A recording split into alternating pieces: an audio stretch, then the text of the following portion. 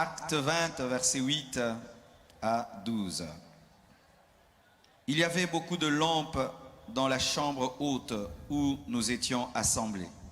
Or, un jeune homme, Eutychus, qui était assis sur la fenêtre, s'endormit profondément pendant le long discours de Paul. Entraîné par le sommeil, il tomba du 3e étage en bas et il fut relevé mort. Paul étant descendu,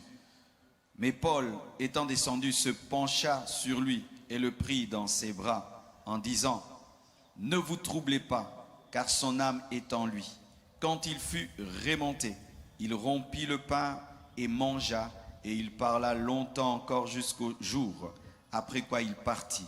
Le jeune homme fut ramené vivant, et ce fut le sujet d'une grande consolation. Seigneur, oins ta parole. Seigneur, accompagne-la. Donne-moi d'être fidèle par le Saint-Esprit.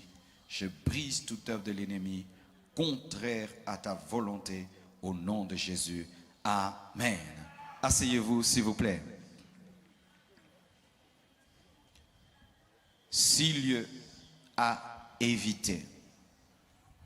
Lorsque nous lisons Acte 20, versets 8 à 12, nous voyons Paul qui est en train de prêcher la parole.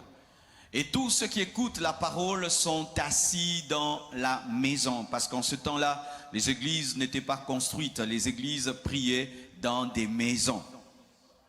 Mais je ne dis pas aujourd'hui qu'il faut que les églises prient dans des maisons. C'était un temps de persécution. C'était un temps où l'église venait de naître, de commencer. Nous pouvons prier dans les maisons, nous pouvons prier dans des temples, mais l'essentiel, c'est que Jésus-Christ soit au milieu de nous, car aujourd'hui, il y a une doctrine qui est sortie. Les églises ne doivent plus être dans le temple, il faut seulement des églises de maison. Mais si l'église de maison atteint 300, 400, 500 personnes, comment vous allez garder 500 personnes dans un petit salon de 10 personnes? Amen. Alors, dans cette maison, Paul prêchait la parole dans la chambre haute. Et il a prêché pendant longtemps. Et la Bible présente un jeune garçon qui s'appelait Eutychus. Il n'était pas assis au bon endroit, il n'était pas au bon lieu. Il était à la fenêtre. Et à la fenêtre, lorsque quelqu'un se trouve à la fenêtre, il est à la fois dans le salon et à la fois dehors. C'était un distrait. Il était à la fois en train d'écouter Paul, mais aussi à la fois en train d'écouter ce qui se passait dehors. Il est cette image des personnes qui sont mélangées, qui aiment à la fois Dieu et qui aiment à la fois le monde, qui aiment à la fois la musique chrétienne, mais qui aiment à la fois la musique mondaine, qui aiment à la fois les fétiches et qui aiment à la fois la puissance de Dieu, qui consultent à la fois les prophètes de Dieu et qui consultent à la fois les magiciens et les occultistes, des personnes qui n'ont pas choisi. Il te faut choisir entre Jésus-Christ et le diable. Il te faut choisir entre le monde et la sanctification. Il te faut choisir entre la chair et l'esprit. Il te faut choisir entre les ténèbres et la lumière. Vous devez quitter vos fenêtres. Tu peux être là bien assis, mais spirituellement, tu n'es pas assis sur ce gradin. Non, tu es dans une fenêtre spirituelle parce qu'à la fois, tu es venu écouter la parole, à la fois, tu es venu draguer une fille, à la fois, tu es venu écouter la parole, à la fois, tu es venu voler les téléphones, à la fois, tu es venu écouter la parole, à la fois, tu es venu te faire voir, à la fois, tu es venu écouter la parole, à la fois, tu es venu pour ta propre chair. Les Eutychus créent des problèmes.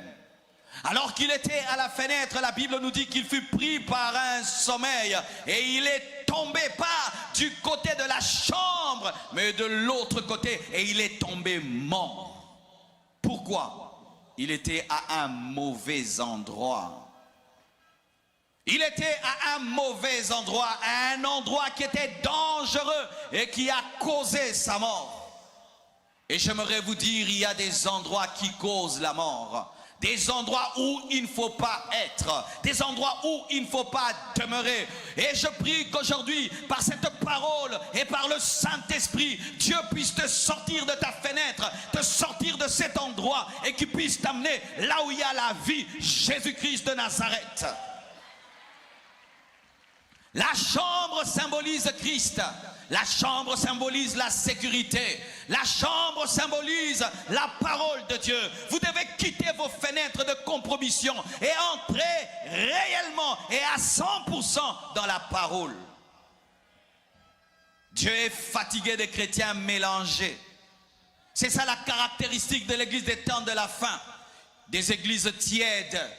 Des gens qui à la fois prient mais à la fois ils trichent à l'école.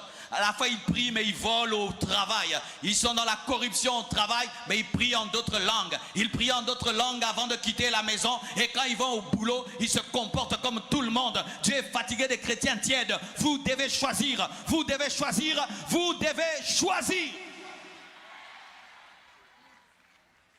Dieu n'est pas un fétiche. Dieu est une personne. Ton fétiche, le matin, tu le secoues un peu et puis tu l'oublies dans ta chambre et tu fais tout ce que tu veux. Mais Jésus n'est pas un fétiche.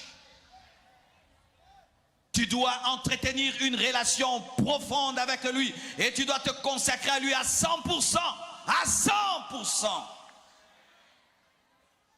Pas que tu abandonnes certains péchés et tu gardes d'autres péchés. Il avait un pied dans la chambre, un autre pied, il était dans la rue. Tu avais 10 péchés, tu abandonnes 5 péchés et tu gardes 5 péchés. Mais tu te dis chrétien et tu dis que tu seras enlevé, tu iras au ciel. Tu as arrêté de fumer, mais tu n'as pas arrêté de t'enivrer. Tu avais 10 copines, tu as abandonné 5, tu as gardé 5. Éticus. Heureusement que Paul était un homme oint. La Bible nous dit qu'il est descendu et il a prié pour lui et il a ressuscité.